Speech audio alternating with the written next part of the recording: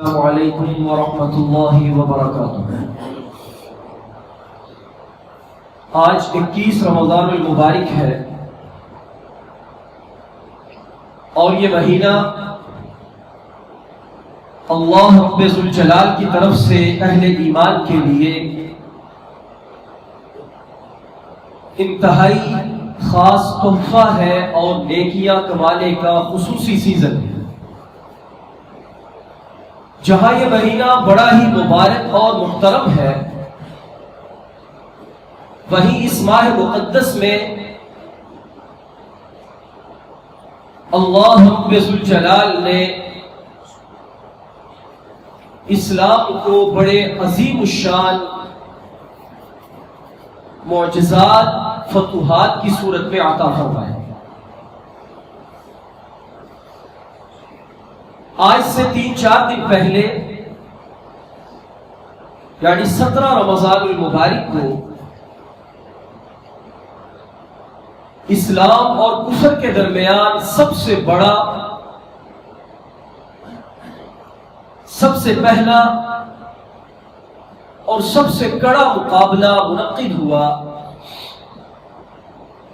عرب کی وادی بدر کے اندر، جسے قرآن مجید نے یوم الفرقان کا نام دیا، یعنی اسلام اور کفر کے درمیان فرق کرنے والا دن، کہ حضرت صلی اللہ علیہ وآلہ وسلم نے اپنی 13 سالہ مکی دور کی محنت کے بعد، کہ جس میں بے انتہا آزمائشیں آپ پر آئیں، 125 مسلمانوں کا ایک چھوٹا سا قافلہ اور جمعیت تیار کیا، اور اللہ رب العزت کے حکم سے مدینہ پاک ہجرت فرمائی، تو مدینہ کے کچھ انصار صحابہ اسلام قبول کیا، اور تقریباً کم و بیش 313 تعداد کا یہ لشکر اللہ رب ذوالجلال کی وحدانیت اور اس کی شان کو بلند کرنے کے لیے اعلاء کلمت اللہ کے لیے میدان بدر کی طرف نکلا، جس کی قیادت امام المجاہدین رحمت للعالمین حضرت محمد مصطفیٰ صلی اللہ علیہ وآلہ وسلم فرما رہے ہیں۔ غرض کہ آپ نے اپنی پوری جمیعت، اپنی پوری محنت، اپنی ساری پونجی اس میدان بدر کے اندر اللہ کے سامنے لا کر کھڑی فرما دی، اس کے کلمے کو بلند کرنے کے لیے، اور اللہ رب العزت کے سامنے آپ نے طویل سجدہ کیا اور یوں ارشاد فرمایا کہ اے باری تعالی، جتنی محنت میں نے کرنی تھی، جتنی جمعیت میں نے تیار کرنی تھی، وہ ساری کی ساری میں لا کر یہاں تیری وحدانیت کو بلند اور باقی رکھنے کے لیے لا چکا ہے۔ آج اگر تو نے ان کی مدد نہ کی تو پھر روئے زمین پر قیامت تک تیرا نام لینے والا کوئی باقی نہیں رہے گا۔ سامنے کفار کا سورما لشکر تھا، 1000 جن کی تعداد تھی، ہر قسم کے ساز و سامان اور اسلحے سے مسلح اور لیس تھے، لیکن اللہ رب ذوالجلال نے سرکار دو عالم صلی اللہ علیہ وآلہ وسلم کی قیادت میں اس نہتے لشکر کو فتح مبین عطا فرمائی، کفار کے 70 بڑے بڑے سورما اور سردار قتل ہوئے، اور اللہ رب ذوالجلال نے اس دن کو یوم الفرقان کا نام دے کر یہ اعلان کر دیا کہ آج کے دن سے کفر اور اسلام کے درمیان فرق پیدا ہو گیا، اور پھر یہ وہی فتح تھی کہ جس نے آگے چل کر مسلمانوں کو ایسی عظیم الشان فتوحات عطا فرمائی کہ اسی غزوہ بدر کی فتح نے قادسیہ جیسی اور سلطنت روما کے ساتھ اور اسی طرح اس وقت کی شان و شوکت کی حامل سلطنت کسرا کے ساتھ فتح کی بنیادیں رکھی. اور اس لشکر کے اندر جو صحابہ شریک ہوئے جنہیں بدری صحابہ کہا جاتا ہے، بخاری شریف کے اندر سب کے اسماء بھی مذکور ہیں، ان کی اللہ تعالی نے اتنی شان بنائی کہ اس نہتے اور بغیر ساز و سامان کے اس جنگ میں شریک کرنے والے صحابہ کو اللہ تعالی نے یہ اعزاز عطا فرمایا کہ اعلان کر دیا کہ آج کے بعد غزوہ بدر والوں کا اللہ تعالی کوئی گناہ نہیں لکھے گا، یہ جو چاہے کرے اللہ تعالی نے انہیں معاف فرما دیا. ایک مرتبہ جبرائیل امین حاضر ہوئے اور عرض کی کہ یا رسول اللہ صلی اللہ علیہ وسلم، آپ کے صحابہ میں افضل صحابہ کون ہے؟ نبی کریم صلی اللہ علیہ وسلم نے فرمایا کہ میرے وہ صحابہ جو میرے ساتھ غزوہ بدر میں شریک ہوئے وہ سب سے افضل اور اعلیٰ. تو جبرائیل امین نے جواب دیا کہ یا رسول اللہ صلی اللہ علیہ وسلم، یہ تو آپ زمین کے ساتھیوں کی بات کر رہے ہیں. جب بدر کے دن اللہ رب العزت نے آسمان سے فرشتوں کو نازل کیا تھا تو ہم آسمان والوں کے ہاں بھی جو اعلیٰ رتبے کے بڑے فرشتے ہیں ان کے بعد سب سے شان والے اگر کوئی فرشتے ہیں تو اللہ کے ہاں وہ وہی فرشتے ہیں جو بدر کے اندر شریک ہوئے. تو یہ غزوہ بدر اسلام کی شان اور شوکت، اسلام کی شان اور اسلام کی فضیلت والا غزوہ ہے. اور اسی غزوے کے اندر کفار کے جہاں بڑے بڑے سردار قتل ہوئے، ان 70 سرداروں میں بڑے نام ابو جہل، عتبہ، شیبہ، امیہ بن خلف کہ جنہوں نے اسلام اور مسلمانوں کو نقصان پہنچانے میں کوئی کسر باقی نہیں چھوڑی تھی. اللہ رب ذوالجلال نے انہیں واصل جہنم کیا. حتیٰ کہ جو بڑا سورما ابو جہل تھا اور جو اپنے آپ کو کفر کا بڑا سپہ سالار کہتا تھا، اسلام کے دو ننھے منھے مجاہدین کے ہاتھوں کہ جنہیں معوذ اور معاذ کہا جاتا ہے، اللہ تعالی نے ان کے ہاتھوں اسے بری طرح زخمی کرتے قریب المرگ کر دیا. اور اس امت کے فقیہ جناب حضرت عبداللہ ابن مسعود رضی اللہ تعالی عنہ نے اس کے سر اور گردن کو اس کے جسم سے الگ کر دیا. تو یہ اسلام کی بڑی شان و شوکت والا غزوہ ہے جو اسی رمضان میں اللہ تعالی نے ہمیں عطا کیا. اور پھر اسی رمضان کی 31 تاریخ کو یعنی آج کے دن اسلام کے خلیفہ چہاروں نبی کریم صلی اللہ علیہ وآلہ وسلم کے داماد، آپ کی سب سے چہیتی اور لاڈلی بیٹی کے خاوند، جنت کی خواتین کی سردار کے خاوند، جنت کے نوجوانوں کے سردار حضرت سیدنا حسن اور حضرت سیدنا حسین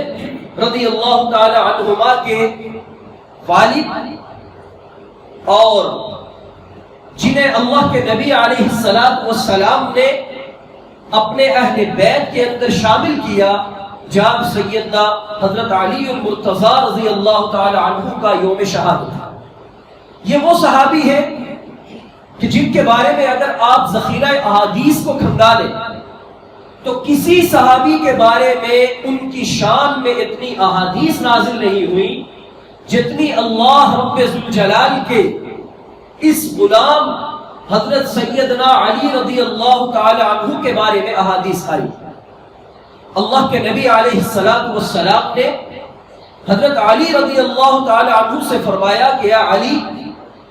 تو میرے ساتھ اسی طرح ہے جس طرح موسیٰ علیہ السلام کے ساتھ ہارون علیہ السلام تھے، لیکن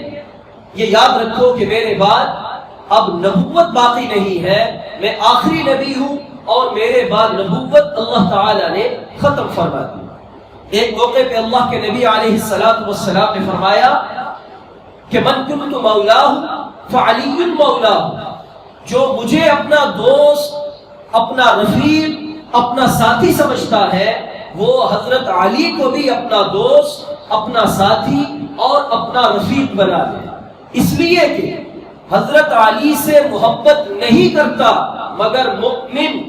اور حضرت علی سے بغض نہیں رکھتا مگر منافق۔ یعنی اللہ کے نبی صلی اللہ علیہ وآلہ وسلم نے ایک بارڈر لائن قائم فرما دی، اور باؤنڈری لائن قائم فرما کر یہ بتا دیا کہ جو حضرت علی سے محبت کرنے والا ہے وہ سمجھو مومن ہے، اور جو ان سے بغض رکھنے والا ہے وہ سمجھو کیا ہے؟ منافق ہے۔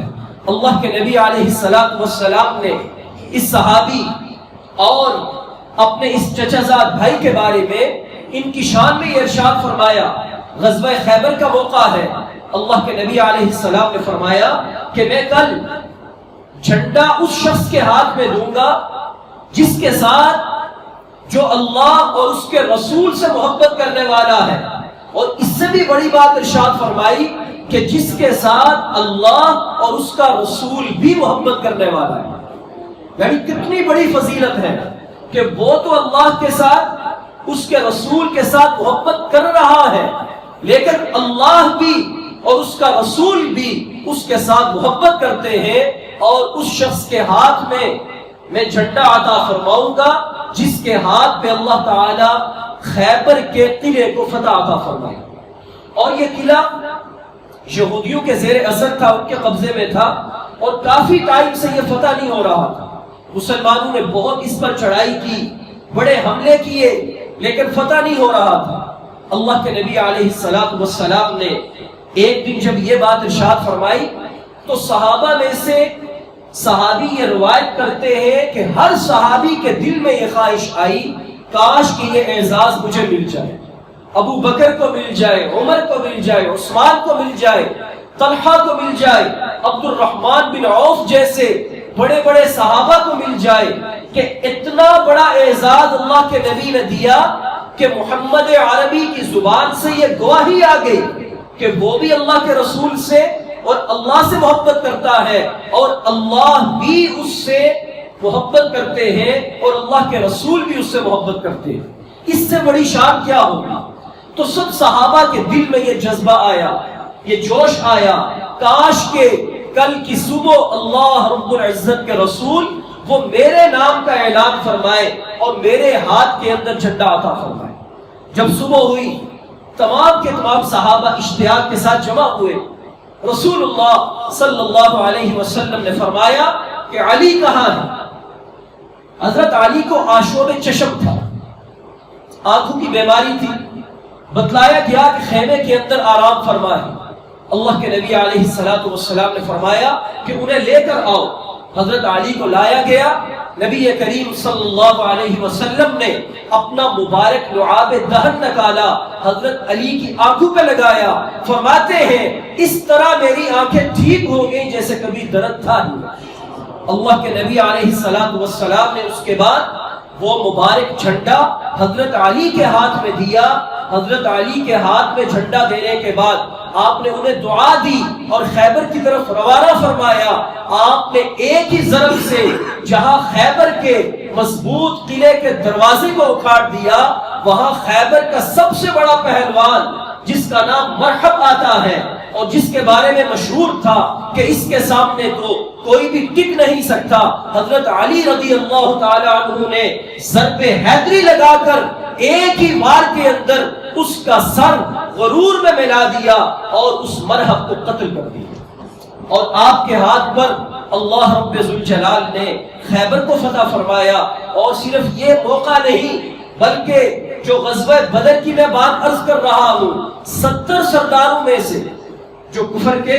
بڑے بڑے سردار قتل ہوئے، ان میں 70 سرداروں میں سے 24 سرداروں کو صرف حضرت علی نے اپنے ہاتھوں سے قتل کیا۔ اور یہ اللہ کے نبی علیہ السلام کے وہ جانسار صحابی ہیں کہ جنہیں مردوں کے اندر بچوں میں سب سے پہلے اسلام قبول کرنے کا شرف حاصل ہوا۔ آپ گھر تشریف لائے، چونکہ اللہ کے نبی کے گھر کے افراد میں سے تھے۔ جس طرح نبی کریم صلی اللہ علیہ وسلم کی پرورش حضرت ابو طالب یعنی حضرت علی کے گھر کے اندر ہوئی، اسی طرح حضرت علی رضی اللہ تعالی عنہ کی تربیت اور آپ کی پرورش جناب رسول کریم صلی اللہ علیہ وآلہ وسلم کے گھر میں ہوئی، یعنی یہ آپ کے ہاتھوں میں بڑے ہوئے۔ گھر تشریف لائے 7-8 سال، بعض روایات میں 10 سال آتا ہے، 10 سال سے زیادہ نہیں، کم روایات میں،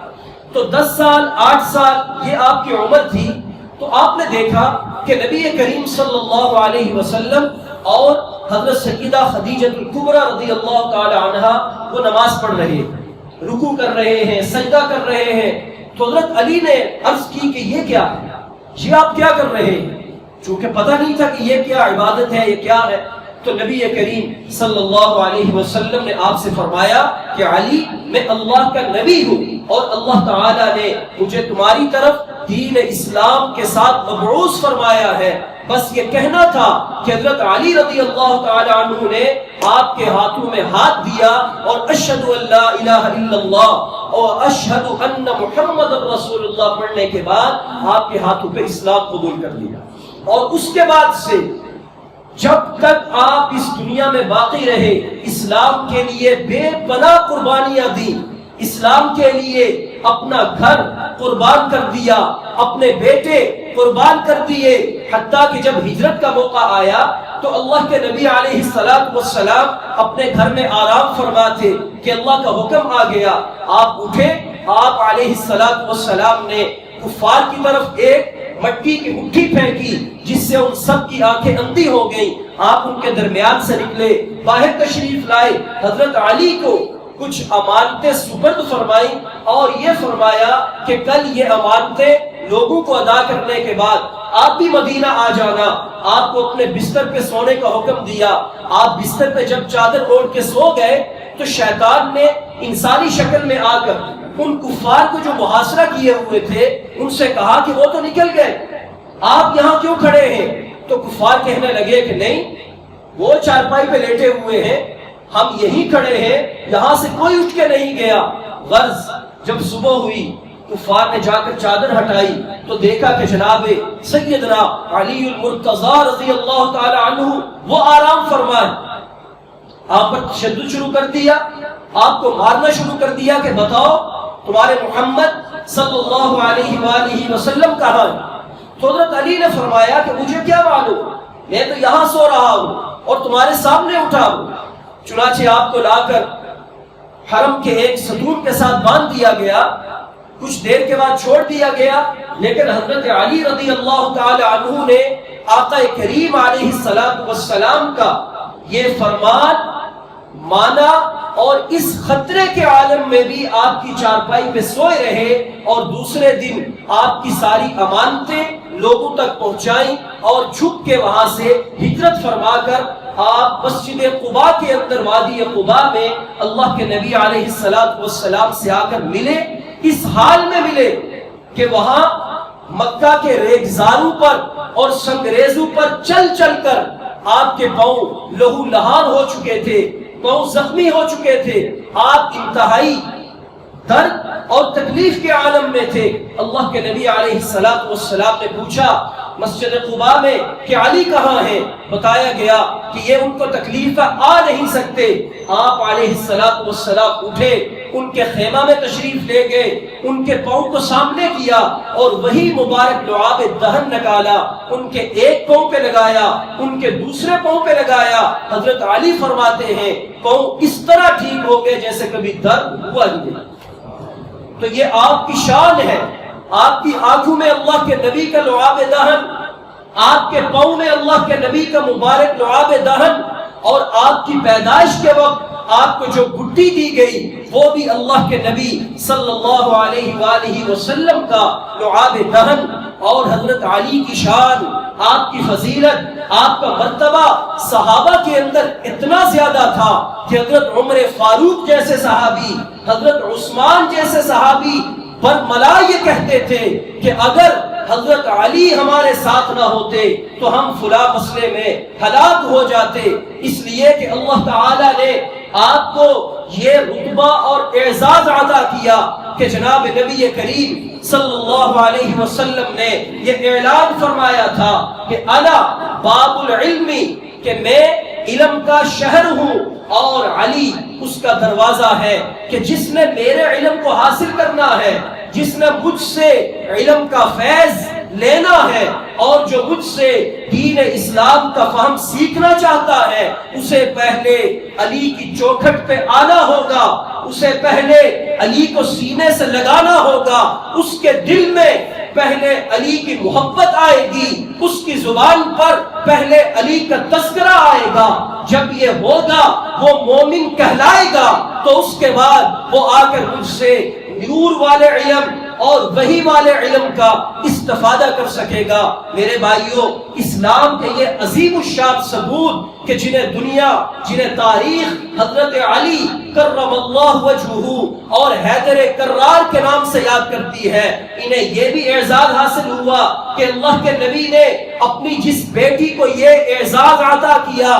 کہ اے فاطمہ تو جنت کی خواتین کی سردار بنے گی، حضرت علی کے ہاتھ میں آپ نے فاطمہ کا ہاتھ دیا، نکاح فرمایا اور آپ کے حرم میں دیا، اور جو اولاد اللہ تعالی نے آپ کو عطا فرمائی انہیں یہ اعزاز عطا کیا، فرمایا الحسن والحسین سیدہ شباب اہل الجنہ۔ لوگوں یاد رکھنا، یہ علی وہ ہے، اس کا وہ مقام ہے، وہ مرتبہ ہے، اس کی بیوی کو دیکھو گے جنت کی خواتین کی سردار ہے، اس کے بیٹوں کو دیکھو گے، میں محمد عربی یہ تمہیں بتلا کے جا رہا ہوں کہ وہ جنت کے نوجوانوں کے سردار بنے۔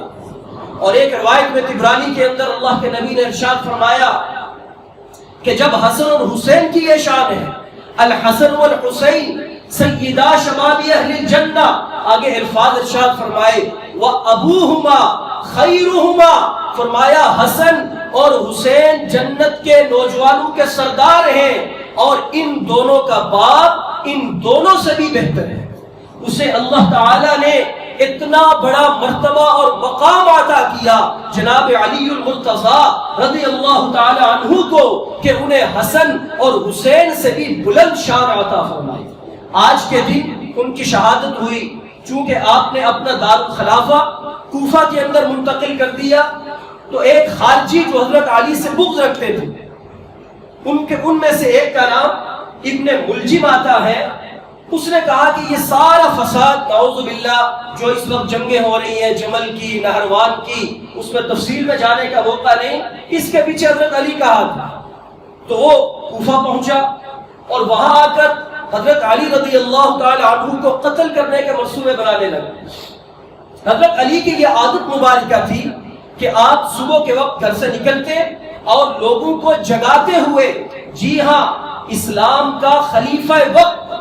امیر المؤمنین وہ یہ کام کر رہے ہیں کہ روزانہ صبح کے وقت جب گھر سے نکلتے ہیں تو راستے میں تمام لوگوں کو الصلاۃ الصلاۃ الصلاۃ کہہ کر نماز کے لیے جگاتے ہیں،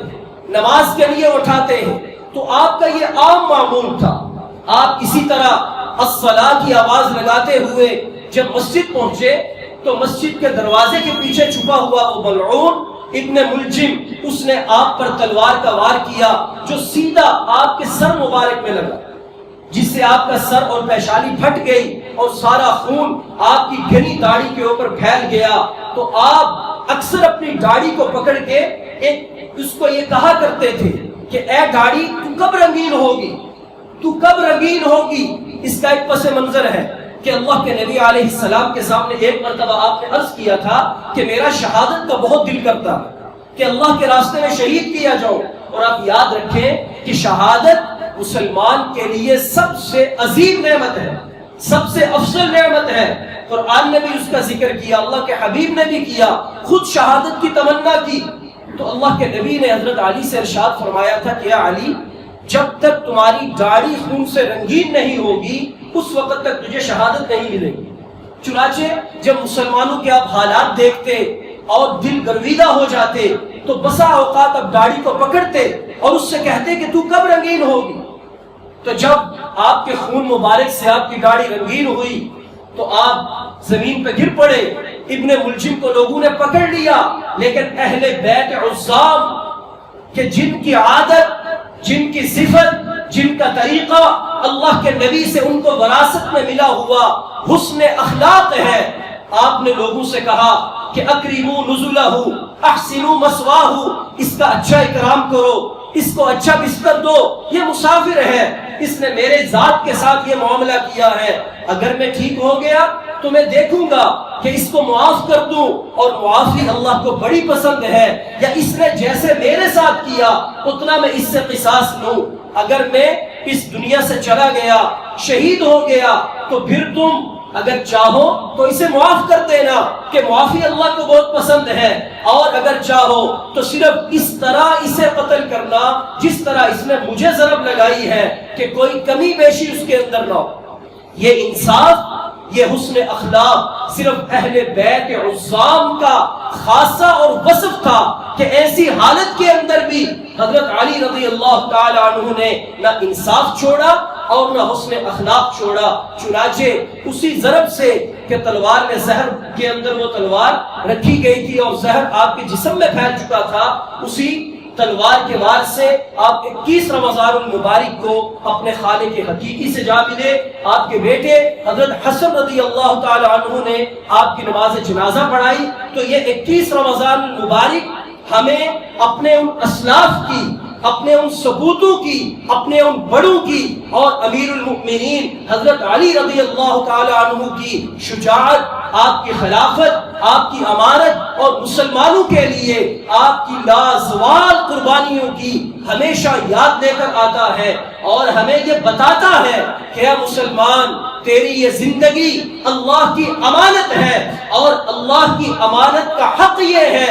کہ اسے اللہ کے راستے پر چلتے ہوئے اس میں کوئی خیانت کیے بغیر اس طرح اللہ کو واپس لوٹاؤ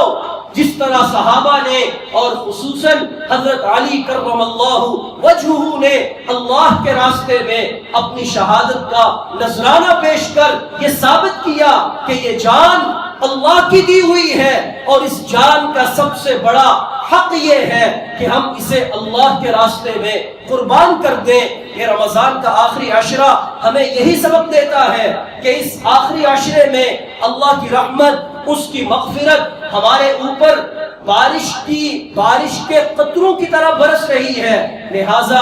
آپ حضرات اس آخری عشرے کو اپنی خواہشات میں گزارنے کی بجائے،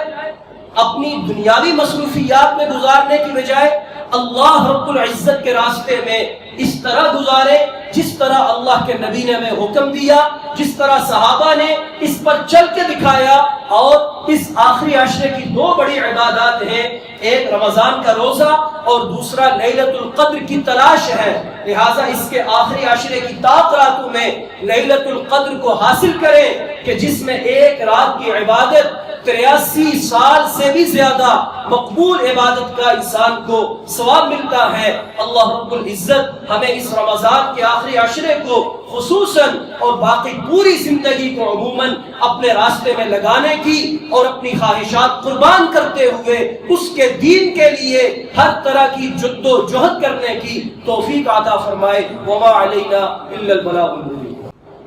الحمد لله رب العالمين، والصلاة والسلام على سيد المرسلين وإمام المتقين وخاتم النبيين وعلى آله الطيبين والطاهرين وأصحابه أجمعين. أما بعد، قال الله تعالى في القرآن الحكيم والفرقان المجيد: أعوذ بالله من الشيطان الرجيم. شهر رمضان الذي أنزل فيه القرآن هدى للناس وبينات من الهدى والفرقان. بارك الله لنا ولكم في القرآن العظيم، ونفعنا وإياكم بالآيات والذكر الحكيم. أستغفر الله لي ولكم ولسائر المسلمين واستغفروه إنه هو الغفور الرحيم.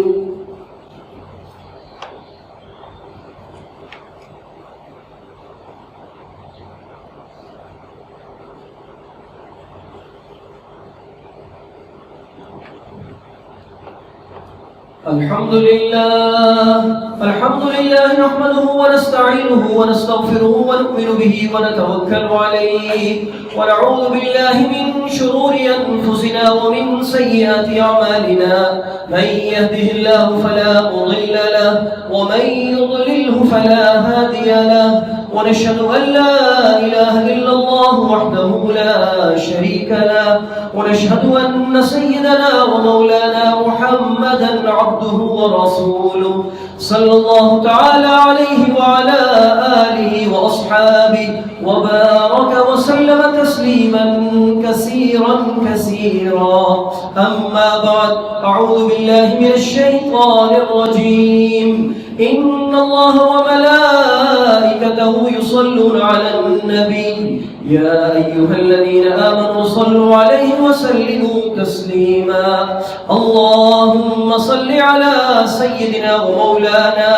محمد عبدك ورسولك وصل على المؤمنين والمؤمنات والمسلمين والمسلمات وبارك على سيدنا ومولانا محمد وأزواجه وذريته وأصحابه وأهل بيته وخلفائه أجمعين اللهم انصر الإسلام والمسلمين اللهم اخذل الكفرة واليهود والهنود والنصارى والمشركين اللهم انصر عساكر الإسلام والمسلمين والباكستان وفي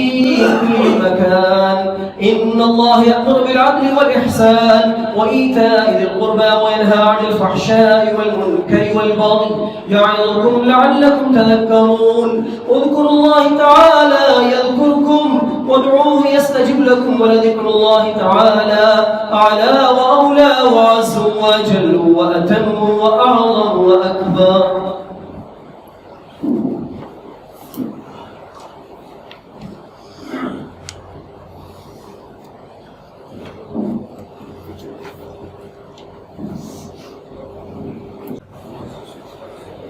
دعا سے پہلے ایک دو اعلانات سماعت فرما لیں. اللہ رب ذوالجلال اپنے بندوں کو اپنے دین کے لیے منتخب کرتے ہیں اور جسے چاہتے ہیں اس کی جان کے ساتھ اس کے مال کے ساتھ اپنے راستے میں لگانے کی توفیق عطا فرماتے ہیں. الحمدللہ ہماری اس جامع مسجد کے لیے اس مسجد کے دو بہت ہی اہم محترم نمازیوں نے بھائی شفیق صاحب نے اور چودھری وحید صاحب نے اس مسجد کے لیے خطیب مالیت کی یہ قالین بچھائی ہے. اللہ رب العزت انہیں اس کا اجر جزیل عطا فرمائے. ان کے والدین کے ایصال ثواب کے لیے انہوں نے یہ کام کیا. اللہ تعالی انہیں اپنی قبروں کے اندر اپنی جوار رحمت میں جگہ عطا فرمائے اور جب تک اس قالین پر سجدے ادا ہوتے رہے اللہ تعالی ان کا ثواب ان کو پہنچاتے رہے. اور دوسرا اعلان یہ ہے کہ انشاءاللہ العزیز آپ کی اسی جامع مسجد موٹا وربی میں ختم قرآن کریم کی تقریب جو کہ تراویح میں قرآن سنایا جا رہا ہے انشاءاللہ 26 رمضان المبارک 27ویں شب کو بروز بدھ ہوگی. تمام احباب نوٹ فرما لیں اسی جامع مسجد میں ختم قرآن کریم جو تراویح کے اندر سنایا جا رہا ہے اس کی مبارک تقریب 26 رمضان المبارک 27ویں تراویح بروز بدھ کو ہوگی. تمام احباب خود بھی اور اپنے احباب کے ساتھ اس بابرکت روحانی تقریب کے اندر شرکت فرمائے. اللہ رب العزت ہمیں اپنی جان اپنا مال اپنا وقت اپنے راستے میں لگانے کی توفیق عطا فرمائے. الحمدللہ رب العالمین والصلاة والسلام على سید المرسلین وعلى آلہ وصحبہ اجمعین. اللهم صل وسلم على سيدنا ومولانا محمد وعلى آل سيدنا ومولانا محمد وبارك وسلم وصل عليه. اللهم أنت السلام ومنك السلام تباركت يا ذا الجلال والإكرام. سمعنا وأطعنا غفرانك ربنا وإليك المصير. اللهم إنك عفو كريم تحب العفو فاعف عنا يا أرحم الراحمين. اے اللہ ہم سب پر اپنا فضل اور کرم فرما. اے اللہ رمضان کی بابرکت ساعات میں تیرا فضل اور کرم بارش کی طرح اتر رہا ہے، اے اللہ ہم سب کو اس سے سیراب فرما دے، اے اللہ ہم سب کو اس سے فیض یاب فرما، اے اللہ ہمارے گھروں میں، ہماری اولادوں میں اپنی خاص رحمتیں اور برکتیں نازل فرما، اے اللہ ہمارے ملک پاکستان میں اور تمام امت مسلمہ پر اپنی خصوصی رحمتیں برکتیں نازل فرما، اے اللہ ہم سب کی زندگیوں کو اسلامی شکل والی زندگی عطا فرما، نبی علیہ السلام کے مبارک طریقوں والی زندگی عطا فرما، آپ کی نورانی سنتوں کو اپنے جسموں پر نافذ کرنے والی زندگی عطا فرما، آپ علیہ السلام کے صحابہ جیسی قربانیاں اور آپ کی سنتوں پر عمل کرنے والی وفا عطا فرما، اے اللہ ہم سب کو صراط مستقیم پر چلا، اس رمضان المبارک کی برکت سے ہمارے تمام گناہوں کو معاف فرما، اے اللہ ہمارے گناہوں کو نیکیوں میں تبدیل فرما، ہمارے قلوب میں ہدایت کا نور ڈال دے، ہمارے قلوب و اذہان کو دین اور دین پر چلنے والا بنا دے، اے اللہ ہمیں اپنے مقبول بندوں میں شامل فرما، ضالین سے، مردودوں سے، مبغوض لوگوں سے، منحوس لوگوں سے اے اللہ ہمیں کنارہ کش فرما، اے اللہ تمام امت مسلمہ پر رحم فرما، تمام مرحومین کی مغفرت اور بخشی فرما، اے اللہ ہمارے جن بھائیوں نے تیرے اس مبارک گھر کے لیے خطیر رقم صدقہ فرمائی اور ایک بہترین نماز پڑھنے کے لیے مصلوں کا انتظام کیا، اے اللہ اپنی مبارک نعمتوں سے، برکات سے، فضل اور کرم سے اے اللہ انہیں اس کا اجر جزیل عطا فرما دے، اے اللہ اسی طرح ہم میں سے ہر ساتھی کو اپنے دین کے لیے، اپنے گھر کے لیے، اپنے راستے میں قربانی والا جذبہ عطا فرما، اے اللہ ان کے اس عمل کو ان کے والدین کے لیے ایثار ثواب بنا، اے اللہ ان کے لیے نیکیوں میں اضافے کا اور تیری رضا کا اور جنت الفردوس میں داخلے کا سبب بنا، اے اللہ تمام بیماروں کو شفائے کاملہ عاجلہ مستمرہ عطا فرما، اس وقت جو وبا چل رہی ہے اے اللہ ہم میں سے ہر ایک کو، ہر ایک کی اولادوں کو، ہر ایک کے رشتہ داروں کو، تمام امت مسلمہ کو، ہر انسان کو، تمام انسانیت کو اس وبا سے چھٹکارا عطا فرما، اے اللہ ہم سب کی دعاؤں کو قبول فرما، جن جن لوگوں نے دعاؤں کے لیے کہا، جو کہنا چاہتے تھے نہ کہہ سکے، سب کی سب جائز حاجات پوری فرما، اے اللہ جو مانگا عطا فرما، جو مانگنا چاہیے تھا نہ مانگ سکے اے باری تعالی اپنی رحمتوں سے، برکتوں سے بن مانگے عطا فرما دے، اے اللہ ہمارے رمضان کے روزے، راتوں کو قیام اپنی بارگاہ میں قبول و منظور فرما، اس آخری عشرے کو قیمتی تر بنانے کی توفیق عطا فرما، نیکیوں کی سبقت کی توفیق عطا فرما، اے اللہ ہم سب کی دعاؤں کو قبول فرما، جب تک زندہ رہے اسلام پہ زندہ رکھنا، جب موت آئے خاتمہ ایمان پہ کرنا، زبان پہ جاری کرنا لا الہ الا اللہ محمد رسول اللہ صلی اللہ تعالی علی خیر خلقہ محمد وعلى آلہ وصحبہ اجمعین، آمین بجاہ النبی الکریم برحمتک یا ارحم الراحمین۔